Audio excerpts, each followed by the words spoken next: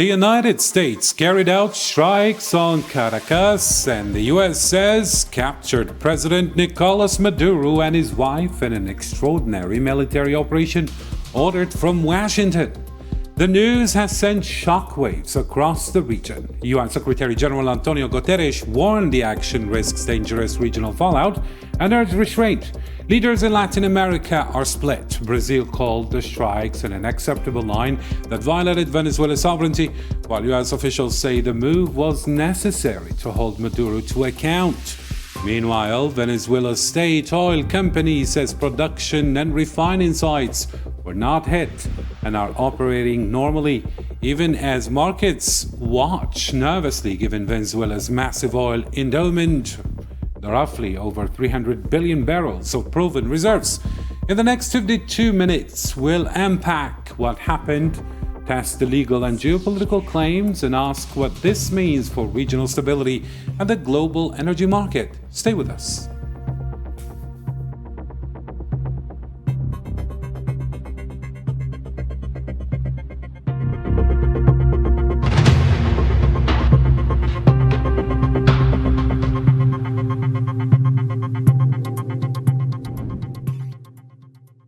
Hello and welcome to tonight's special edition. And before we bring in our guest, here's the latest. After weeks of threats, US President Donald Trump launched airstrikes on Venezuela early Saturday. Dozens of explosions were reported, mainly in southern Caracas. Following the attack, Donald Trump announced the arrest of President Nicolas Maduro and his wife, saying they were taken out of the country. Here's Zahar Fajani. The calm of the Venezuelan night was broken by aircraft flyovers, explosions and thick plumes of smoke. At around 2 a.m. local time, Caracas came under what was reported as a U.S. military attack. Several locations were hit, including a major military base in the south of the Venezuelan capital, as well as the city's port and airport. Witnesses say explosions were heard as far as 100 kilometers east of Caracas. Late last night and early today, at my direction, the United States Armed Forces conducted an extraordinary military operation in the capital of Venezuela. Overwhelming American military power, air, land, and sea, was used to launch a spectacular assault. And it was an assault like people have not seen since World War II. It was a force against a heavily fortified military fortress in the heart of Caracas to bring outlaw dictator Nicolas Maduro to justice.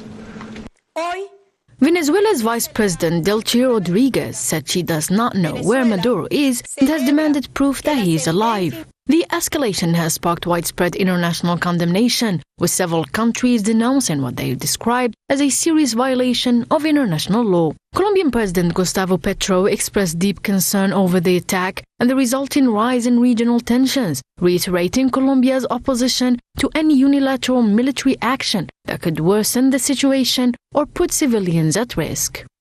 Cuban President Miguel Díaz-Canel condemned the U.S. operation as a criminal attack, calling for urgent international action. He described the strikes as an act of state terrorism against the Venezuelan people and the wider Americas. Russia's foreign ministry also issued a statement condemning the United States for what it called an act of armed aggression against Venezuela. The United States commits an act of armed aggression against Venezuela this morning. This is extremely alarming and condemnable. The pretext put forward to justify such actions have no basis whatsoever. Ideological hostility has prevailed over practical pragmatism and the desire to build relations on trust and transparency. For its part, China said it was deeply shocked by the U.S. strikes, accusing Washington of hegemonic behavior. The overnight operation left Venezuela reeling, with its leadership uncertain and details of casualties and the impact on its military still to emerge. And in a statement issued just hours after US President Donald Trump announced that Maduro had been captured in a military operation, Venezuelan Vice President Delcy Rodriguez called for his immediate release that is, the president of Nicolas Maduro, stressing that Maduro remains the country's only president. A nuestra Venezuela. To our Venezuela, to our people, there is a government here with clarity. We have convened this Defense Council of the nation where the public powers of the Venezuelan state are present. We demand the immediate liberation of President Nicolas Maduro and his wife Cilia Flores, the only president of Venezuela, President Nicolas Maduro. El presidente Nicolás Maduro.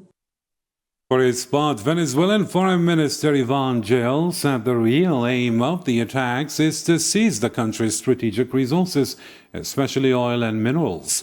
He added that Venezuela will file a formal complaint with the UN Security Council and other international bodies to hold those responsible accountable.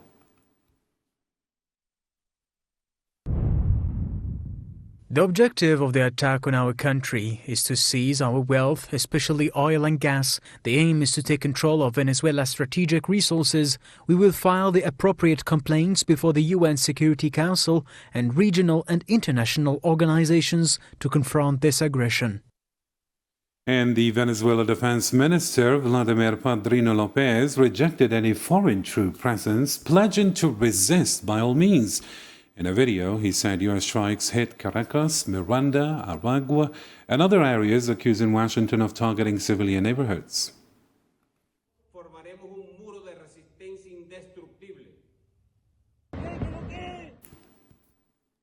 All right, let's bring in our guest. Joining us live from Paris, France, is Dr. Abdenour Toumi, geopolitical analyst. And thank you, Dr. Abdenour Toumi, for agreeing to be with us.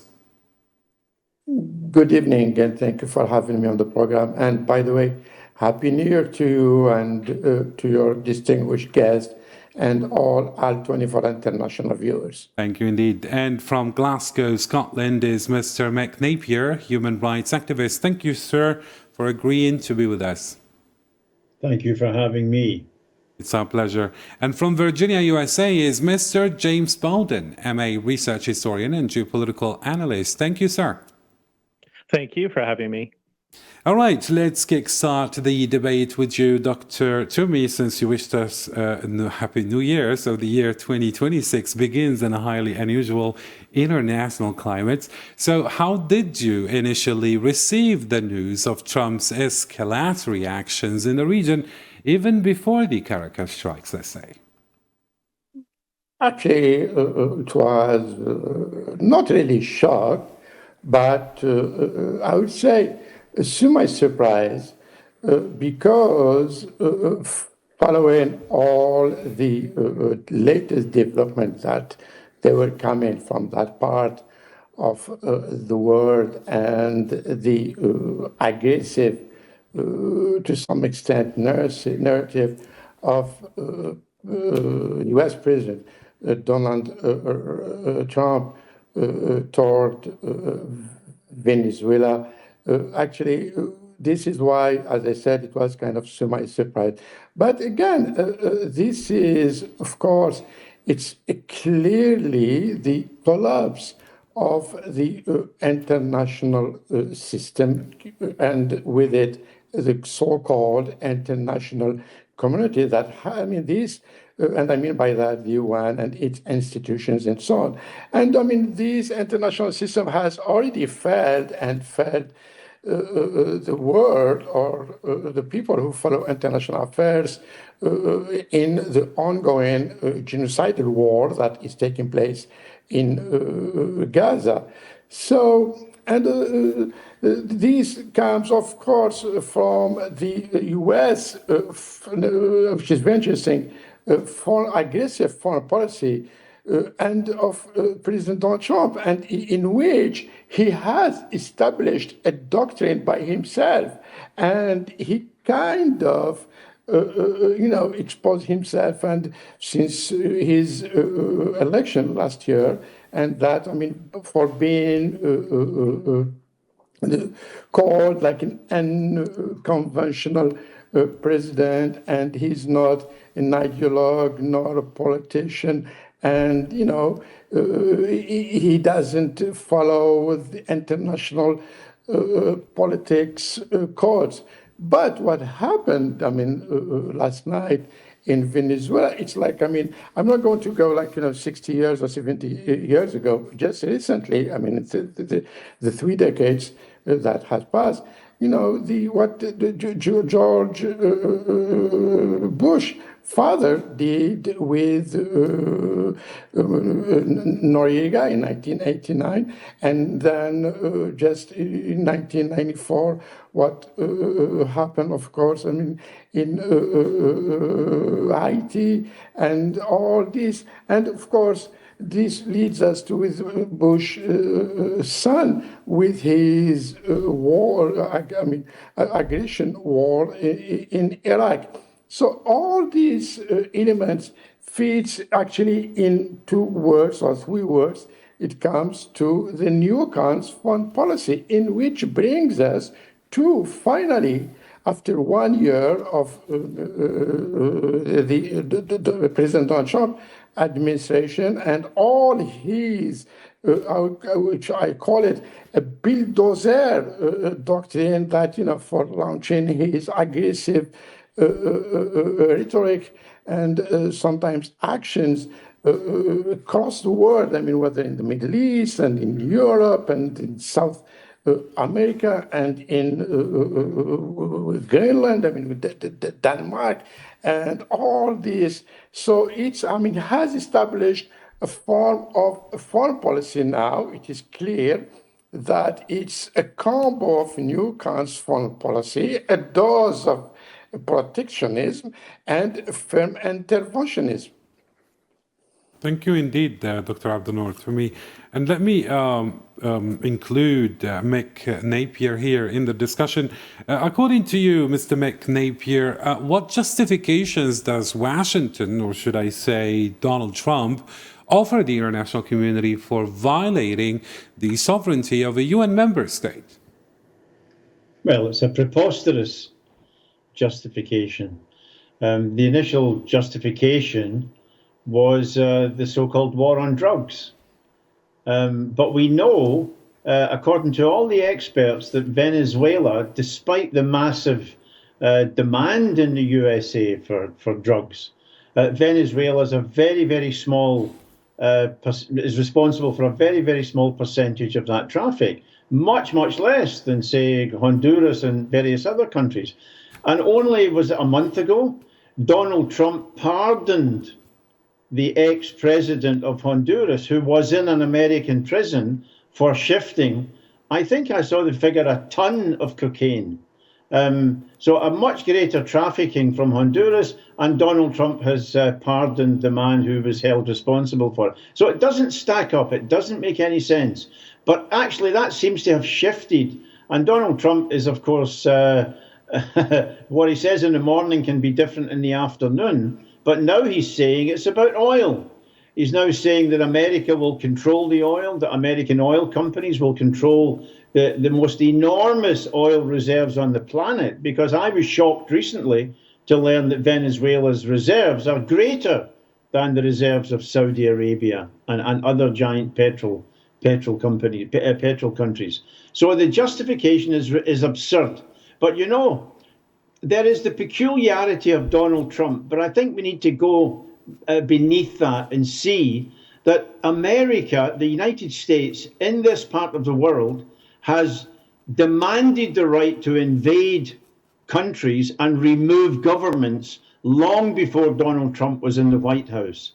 Way back in 1954, they overthrew the democratically elected government of Guatemala and installed a man who was an open admirer of Adolf Hitler, and unleashed a war in Guatemala that was openly genocidal, where the government actually used the most atrocious germ warfare against the people. So America actually reserves to itself the right to be a colonial power in this part of the world. And if I'm speaking to an Algerian audience, and I thank you for the opportunity, you've just passed a law saying that colonialization is a crime, is a grotesque crime, involves plunder, enslavement, the most grotesque violations of the rights of the country that's been attacked and conquered. And that's the history of the USA in Latin America. Country after country has been invaded many, many times when a government displeases Washington. So yes, Trump is kind of weird as something new in the political scene, but the underlying record is a very, very long and really unchanging one. It's just that normally the US puts forward a justification for the crime, which may be ridiculous for intelligent people, but it's what they put forward. So, for example, America said Vietnam has invaded Vietnam, and America must invade to protect the Vietnamese people and kill 3 million. So we see this so many, many times that we see an attempted recolonization of many, many parts of the world. And Trump is now saying, we are going to control the oil. He may not even mention drugs very much, except as a justification for the kidnapping of President Maduro. But, this is a country which has an unbroken record, really, of seizing resources that it wants. Our other guest mentioned Iraq. The invasion of Iraq, weapons of mass destruction, was always baseless for those people who looked at the situation. But that was the reason. It's much worse than just America. I'm speaking to you from the UK, and the British government has said it's too early to condemn America. They don't know the facts. So they're afraid of Trump. They're afraid to condemn America. They're going along with this gross violation of international law. And this is from a man who has for 2 years facilitated for less than 2 years, but has facilitated the genocide in Gaza, who has described Gaza as a real estate opportunity for which many, many tens of thousands of Palestinians have been slaughtered. So now we see, having so far got away with that, he's now embarking on the bombing of Nigeria, the bombing of Venezuela, the threat to bomb Iran. I don't think the threat to take Greenland away from a NATO ally, Denmark. So we're seeing a muscular America determined to throw its weight around, and even its allies or countries that try to ally with it are not safe from Trump's determination to use what he calls overwhelming military power to overthrow governments and kidnap presidents. It's really shocking the world. Mm-hmm. The world is holding its breath, but we have to see how different parts of the world respond over the next few weeks and next few days. Mm-hmm. And what about you, Mr. James Bowden? What is your comment about the previous guest's comment about the reasons put forward by Washington or Donald Trump? And also, just to open parentheses, the U.S. Senate, according to reports, the U.S. Senate Armed Services Committee was not informed of the possibility of military strikes in Venezuela. So here, does Donald Trump intentionally disregard Congress each time? And what motivates him to do so? Well, so there's a lot to address here. And number one, I would like to address this idea of colonization. The United States is not going in to stay. That is colonization. So we're using the wrong terminology here, regardless.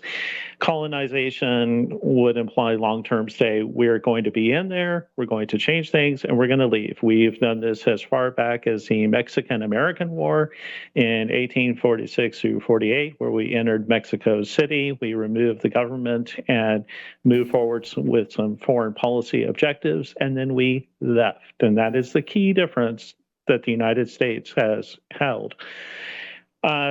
Yes, we have faced a floating reason and floating objective, and that has been of concern, and that is something that has not been pleasing to see. I wish that the government had articulated a much better and more consistent position, because in reality, what we have seen is that the U.S. has basically done an asymmetric grab here, a grab bag, where we've been able to address several different issues. We've been able to address the Iranian issue, the Russian war with Ukraine, also touching with China. And so I think that there was a fear of coming out there and being so publicly acknowledging of the fact that really, honestly, what we needed to do was to take Venezuela out of the equation, out of being a part of the axis that we face with, again, Russia, China, and Iran. But I think that that would have been a much more serious and consequential foreign policy goal and objective to articulate, because then there would have been a lot more pressure not to go in. What was the final part of your question? So technically, what you're saying is that perhaps those motivations may be serious threats to national security for the USA could allow Trump to intentionally disregard Congress each time? Well, so there are different situations under which Congress needs to be notified. And as the president said, this was a law enforcement action. And so under that term, since it was not considered a war, this was not a conflict, we weren't going in and invading the country and putting boots on the ground for long-term occupation, Congress did not need to know. And look, I feel like Congress needs to be collectively sent a bunch of Depends diapers, because they are leakier than the leakiest baby you've ever seen in the world. And if they had let Congress know, we would have had Marjorie Taylor Greene or somebody else going out there blabbing to the media and giving advance notice. Maduro had to be seized. We had to go in when we had the actionable intelligence, and even from the way that everything was described, it was quite incredible. We took out the advanced sensors, we took out Wi-Fi communications, and we grabbed him at the last moment. And so this really does speak of an operation that since he's moving around and roving to different apartments and different locations, there was just not time enough to give proper information. And so again, Congress and the Senate, they have basically a collective ego the size of the president himself. And so if they feel a little slighted, they're going to say something about it. Thank you indeed. Let me bring back Mr. Mick Napier. So, Mr. Mick Napier, as you heard, our distinguished guest, James Baldwin, for him, this is not, let's not play with terminology. For him, the U.S. is not invading Venezuela, and they are just conducting, let's say, a military operation for a specific purpose that goes within the line of national security. So does a unilateral strike and a removal of a sitting head of state actually breach the UN Charter and customary international law according to you? And if it's not colonization, what right terminology can we use here? Well, they kidnapped the president of a sovereign state. But I stress once again, this American nonsense that they don't have an empire, it doesn't wash in the rest of the world. Leave aside the fact that Trump said that that America was going to actually take over and own Gaza, and take ownership for the benefit of American businessmen. Leave aside that detail. America doesn't colonize in the same way that France and Britain and Germany and Italy did in the past, but they still plunder the wealth of countries whose wealth they want to plunder. Invasion, mass murder, extermination of hundreds of thousands, sometimes millions of people in order to control an area and usually they try to put in a pliable government to rule on behalf of America. It's cheaper that way. They tried this in Vietnam, and of course it failed.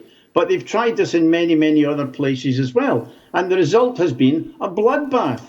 I refer your American guest to the example of Chile or Guatemala or many other countries in Latin America. The famous Latin American novelist wrote about the open veins of Latin America, where America invades and overthrows democratically elected governments, helps to install a dictatorship which carries out a huge slaughter, as in Chile, Argentina, and elsewhere, in order that the resources can be plundered by American corporations. I mean, a long time ago, an ex-American Marine, a famous individual called Smedley Butler, 35 years or so a Marine, when he retired, he told people, for all these years, I was an economic muscle man for American corporations. If a government defied the American Fruit Company, we sent in the Marines to remove that government and replace it with a more pliable one. This is empire. You don't need to set up direct rule from the imperial country. You can have empires based on that kind of semi-control, but with the army ready to intervene if the government should have any notions of independence. So this American nonsense about we don't have an empire, that doesn't wash anywhere. And now we see in Venezuela, we see the kidnap of a president. Who appointed America to be the policeman of the world? This violates any minimal notion of international law. And Americans in South America, in Latin America, people have rights, and we don't allow America the USA, to trample on them by sending in the Marines. The end result is invariably a catastrophe for the local people. And it's just gangsterism. Trump looks like a mafioso. He speaks like a mafioso. He talks just like a cheap gangster in a bar. And this is the most powerful man in the world who can send the American army in to inflict fantastic damage on Nigeria, Iran, Gaza, of course, and now Venezuela. Who will be invaded next? I think the world is holding its breath, and this will prove to be a horrible situation, and the American government will suffer in the long run, because many governments will look at what's going on and say, are we going to be next? We better take some moves to protect ourselves. Thank you indeed. And what about you, Dr. Abdenoor Toumi? I mean, according to Mick Napier, I mean, he's been explaining a lot of points regarding the interference of the U.S. in many countries' affairs. And we have seen before, for example, U.S. interference in Honduras election, maybe similar pressure in Argentina, Mexico, Brazil, and even Colombia. So where Washington's perhaps threats were tied to trade, aid, or even judicial matters. Now, do these actions indicate some kind of a systematic approach in Washington's foreign policy towards South America? Actually, it is, in fact, the new, as I said, and we spoke about doctrine and so on. And lately we have been hearing a lot about the Monroe Doctrine that, goes back to 2 centuries ago.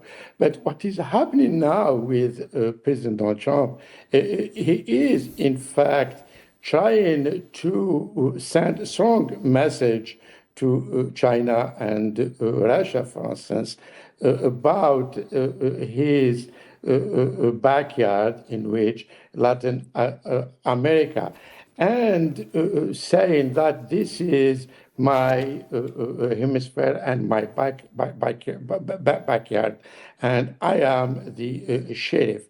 So, but what is interesting in all this, and we spoke about interventionism, and of course, I mean, when we speak about isolationism, I mean, he's not really an isolationist, he is an interventionist, but he is protectionist, however.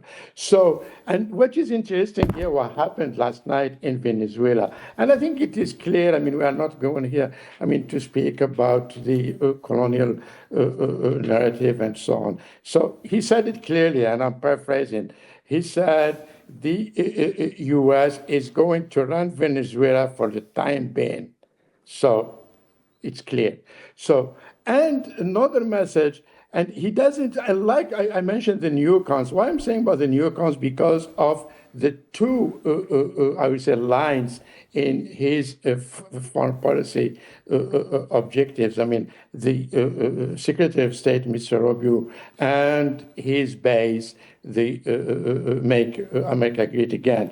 But all this doesn't fit what he has been saying, and it was his campaign slogan about America First. So he's actually President Trump, and we said, I mean, he is unpredictable. And again, I'm going to repeat this again. He's not a conventional politician, but he has some pragmatism, and this fits with his business background. I mean, he doesn't care about regime change or nation buildings or democracy like the neocons had been selling this to the Middle Easterners, like, for instance, in their invasion of Iraq or, and Afghanistan and Libya and so on. But it's clear. I think the guest from Glasgow, he mentioned it clearly. It's all about oil, and forget about the drug. Because again, we have been following American politics for, more than 25 years. So we know America is addicted to oil. So this is, which, brings us to better understand what is going to happen. I think it is clearly a shift, I would say a power shift, or a shift of power, and this will lead to the creation of regional alignments and you mentioned South America. And if you look at the map now of South America, how it's divided between East and West, and how this new tide of pro-business, religious leaning, far-right extremist religious leaning are taking power. Like, for instance, in Argentina and lately in Chile and so on. So Venezuela had been, or the regime of Maduro, and before that or the Chavism, that was based on an ideology, that leftist ideology in South America. These days, it doesn't stand anymore, even for the people. I'm not saying the people are welcoming the Pax Americana and the American de facto domination. It is actually, there is this generation now cares more about prosperity and some soft stability. But in the end of the day, there is this new approach that President Donald Trump wants to impose on the entire continent by having these pro-mega, for instance, in the US. I mentioned the leader in Argentina and Chile and Peru and so on. And interestingly enough, this tide actually is taking place even in Europe. Mm-hmm. Thank you indeed.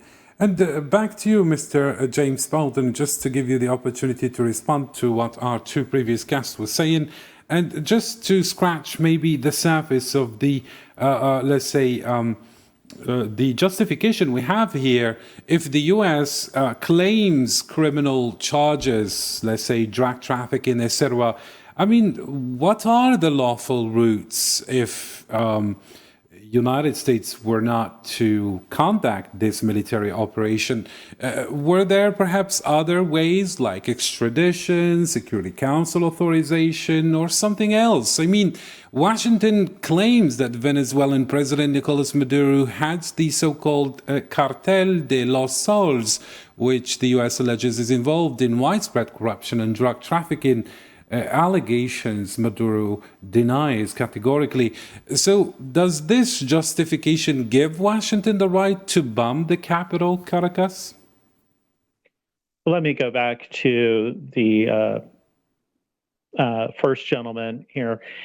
So to call this plundering is wholly out of line. The United States oil companies built these facilities at tremendous financial investment. We're talking millions, almost billions of dollars worth of infrastructure that was built by American workers with American resources for economic purposes that were going to be split between the Venezuelan government and the American companies and put out to American people. And that was agreements signed, sealed, and affirmed under full international and legally recognized doctrine. Now, I go back, and I'm old enough to remember when Hugo Chavez, quote unquote, nationalized these, which is socialist code words for steal those American resources and those American facilities, which were set up legally under the existing government. So, yeah, I very much wholeheartedly agree with President Trump when he says that we are not stealing anything. We are definitely not plundering. We are simply reasserting rights that were affirmed under a prior government and a more legitimate government. So calling this plundering is wholly out of line. Now, was there another method of doing this? I really don't think so. Look, we are under the weakest, most ineffectual leadership at the UN that we have had in generations. I mean, Antonio Gutierrez has been able to do about net zero to head off and prevent any conflicts or resolve any conflicts around the world. And certainly there is a means and a level of investment that nations need to have in it. And the U.S. has stepped away from some of that. But under the leadership of Boutros Ghali, Kofi Annan, and even really Ban Ki-moon, there were effective means of addressing these kind of international conflicts and disputes. And we have not seen that. And so the Trump administration was left with very few options and very few means of resolving the conflict apart from doing this. And so and let us also remember that the United Nations has participated with the United States and Western allies in passing sanctions resolutions, which have just sat there and done nothing. Nobody has enforced them. Nobody has ever put teeth to these UN sanctions and sanctions that the United States has passed. And so, this is one area. There are plenty of areas where I disagree with Donald Trump. Believe you me. I mean, I am not in his fan base. But this is Donald Trump taking a stand and saying, enough is enough. There's been enough talk. We're actually going to take steps to do this if the rest of the world is too afraid to do so. Mm-hmm. So you do agree that it's more than just the surface accusations, the criminal charges about drug trafficking, etc., and it's more about oil? I would wholly agree with that. Yes, as I said earlier, we have watched this floating metric, this floating justification, which has really avoided the key issue. Now, does drug interdiction, is that good? Yes, because Iran and Hezbollah uses drugs that come out of South America to fund terrorism. And they have been doing that for decades. So now that's going to be cut off. That's going to be eliminated. And the Iranian regime and the Hezbollah and various terrorist organizations are going to have a few less dollars or money to buy guns or bombs or missiles. So, Like I said earlier, this is a real incredible grab bag of addressing many issues that have been going on for decades, and we have been dragging our feet and hoping that we can paper our way through to a solution. And we said, enough is enough. We're going to take this out. Thank you indeed. And let me bring back Mr. Mick Napier. So, Mr. Mick, you've been listening to Mr. James Bolden about Donald Trump taking matters into his own hands, and we have seen the unilateral action and the allegations against Maduro, but it seems that there are more to this, actually, than just the criminal charges. So how should the international community respond now? And according to James Bolden, the UN has failed, the international system has failed to take any action. So we see here Donald Trump taking matters into his own hands. I mean, this view from the USA, the other guest is like a spokesperson for the Washington government, is laughable. One is reminded of the fact that the only government in the world which has been found guilty by an international court of terrorism is the USA. They were found guilty by the government of Nicaragua after they mined the harbor, sent in killers to murder teachers and health workers, the so-called Contras, for a regime that they disapproved of. What we've heard is a manifesto that America has the right to intervene in any country in the world where a government decides to nationalize property. Now, unlike the insanity of America, in Britain, we have a national health service. It's absolutely wonderful. I go to the doctor, I go to the hospital, I get everything I want because I pay by tax. There's no money changes hands. And many in America consider this to be communism. And I sincerely hope they're not going to land in London to force the health service open to American corporations. This is madness.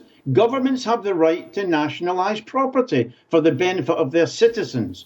And if it was built with some American capital, that's the risk that they take. Look, not only has America been the only government ever found guilty of terrorism, and so when Americans bandy around the word terrorists for people that the government disapproves of, I'm reminded of the words of Martin Luther King, who has a public holiday every year in America. He said, the greatest purveyor of violence in the world today is my own government. And that has always been the case. The devastation of Iraq, the devastation of Libya, the devastation of many, many countries. And this is a manifesto we're hearing that America has the right to do that. Look, people will be alarmed by what America has done. They've invaded a sovereign country. They've kidnapped the president. They've bombed the Capitol. If any other country tried to do this, our friend would denounce them if Russia or China did this. But America has this exceptional ability to throw its weight around over the world, and they think that they have a right to do so. They damn well don't. They don't. And it's really, we have to understand that it's because America is weakening, because it's losing the dominant power that it once had in a so-called unipolar world, and China is beginning to overtake it in many, many crucial areas. It's because of the weakening of American power in the world and the beginning of a dream of independence by the Venezuelan and other and Colombian and other governments and Brazilian governments, because of this idea of independence that they can maybe play off China and Russia against America. They can deal with China they don't have to be tied to America. That is the reason why the troops were sent, not the troops, the military have been sent in to bomb and kidnap the president. America is losing influence in Central and South America by many metrics. Certainly Brazil, the biggest power in the hemisphere apart from the USA, has illusions of independence and developing BRICS with China and Russia and India and so on. So it's the weakening of American power, which means that which has led Trump to try to seize the wealth of Venezuela, not because America has a right to do it because it's somehow American, but to deny it, to deny the right of the Venezuelans to trade on an independent basis with China. So this is imperialism. This is plunder. And if our guest denies that America plunders different countries, look at the history books. Look at the history books. It's undeniable. Let me just give the opportunity to Mr. James Baldwin to respond. Yes, Mr. James. The problem is, I was in a storm shelter during Hurricane Irma with Venezuelans who fled Hugo Chavez and Nicolas Maduro, all right? And they were talking about, and it's been on the news, and it was during a few years prior, where you had to take bricks of currency in Venezuela to McDonald's to buy a hamburger. It took bricks of currency, which was absolutely worthless outside of Venezuela.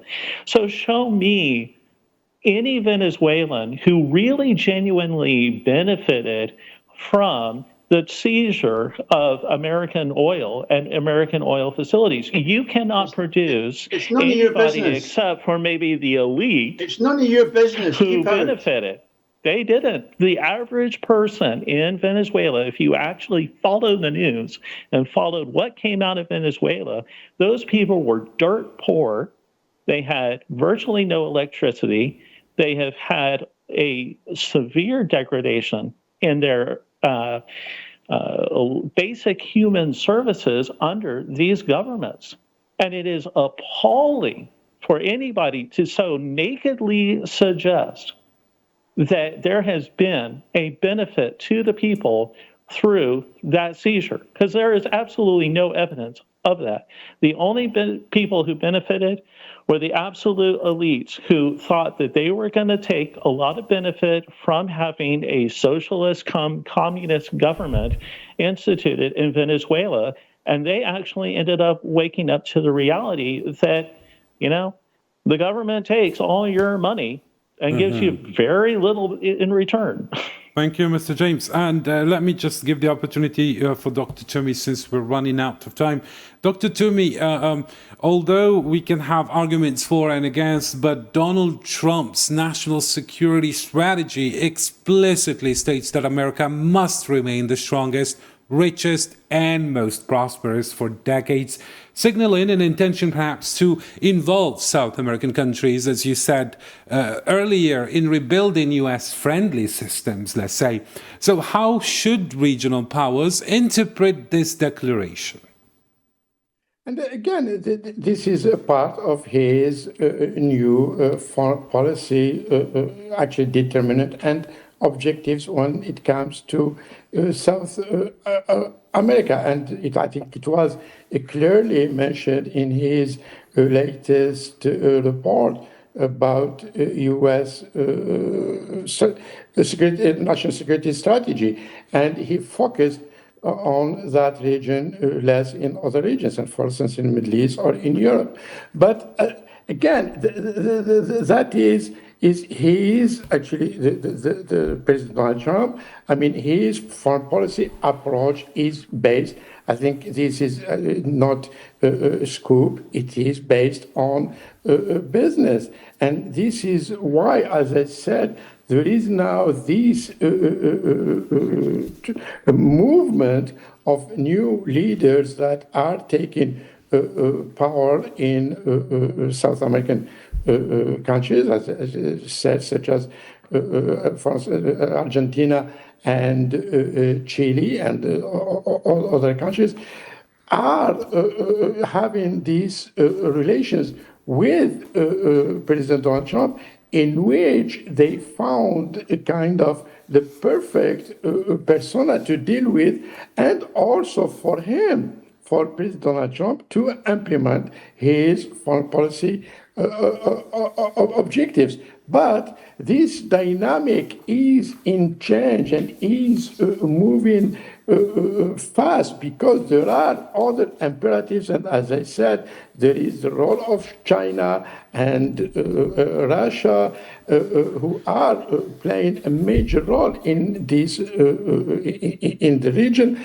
This action, sure, what happened last night, and both countries, China and Russia, had excellent relations with Nicolas Maduro, but doesn't mean they're going to lose their interest, and this is what's going to happen. So President Donald Trump looks at politics from the business perspectives, and we saw when he speaks about politics and when he looks at his partners, he looks at them as business partners, and also from the strength point. And actually, when he speaks about peace through strength, so this is one of them, what happened last night. But also when it comes to dealing with his partners, about the strength of his partners, I mean the leaders, whether with Russia, China, and even interestingly enough in the Middle East, particularly with Turkey, President Recep Tayyip Erdogan, and other leaders in the region. So this is why, again, when we see all these movement and this dynamic that fits in President Donald Trump's foreign policy approach, it is based on these basic elements of strength, dealing with strong man, like he said it actually many times in his speeches. Thank you indeed, Dr. Abdenour Toumi, you are a geopolitical analyst. You were live with us from Paris, France. Thank you indeed. And also big thanks to Mr. Mick Napier, human rights activist from Glasgow, Scotland. Thank you indeed. And the same thanks goes to you, Mr. James Bowden, an MA research historian and geopolitical analyst. Thank you all indeed for all these clear and hard-nosed conversation. Tonight, as you have seen it, we have heard about legal, humanitarian and geopolitical diagnosis and the warnings that are stark. This action could redraw alliances and settle energy markets and set a precedent with consequences beyond Caracas. This was Karim Fazakri from All 24 News Special. Good night.